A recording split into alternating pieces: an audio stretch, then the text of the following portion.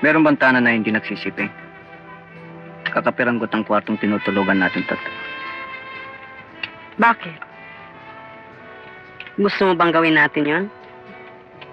Hindi kita pinipili.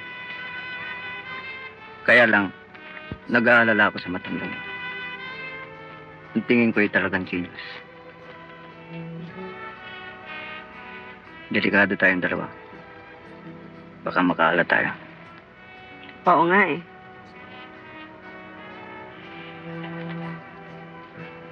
Neneng, sa palagay mo kaya, lolokohin lang kita kung sakasakali. Ewan ko. Ikaw lang naman ang nakakaalam kung lolokohin mo ko o hindi. Naisip ko kasi,